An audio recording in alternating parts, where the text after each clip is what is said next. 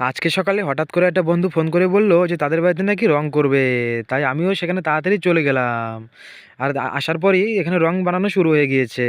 তারপর আমি পারি নাকি একটু চেষ্টা করলাম, দেখলাম কোনোদিন করিনি, তাও ভালোই পারছি করতে। পরে এখানে আমার একটা বন্ধু রয়েছে, এখানে বন্ধুর ভাইও রয়েছে, আমরা তিনজনে রং করছিলাম। এখানে বন্ধু রং করেছিল, ও তো ভালোই পারে, ও অনেকদিন থেকে এগুলা কাজ করে। ও ২ বছর আগের থেকেই এই কাজগুলো শিখে নিয়েছে। এখানে কত কষ্ট করে অত ঘরের উপরে চড়ে রং করতেছে। আর আমি এখানে একটু দেখছিলাম, বিশ্রাম নিচ্ছিলাম। তার পাশাপাশি বন্ধু দেখি কোনো বিশ্রামই নিচ্ছিল না, ও কাজ করতেই ছিল। এখানে দরজার এখানে ডিজাইন আঁকছিল, দরজাটা নাকি ডিজাইন করবে। আর ইনি এখানে খৈনি খাচ্ছিলেন, কারণ খৈনি খেলে নাকি মাথার ব্রেন ঠিক থাকে, ইনি আমাকে বলছিলেন, বোঝাচ্ছিলেন এইভাবে।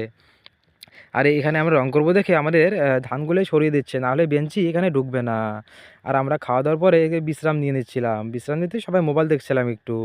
পরে সন্ধ্যা হতেই আমাদের চা চলে এসলো, আমরাও চা খেয়ে নিলাম।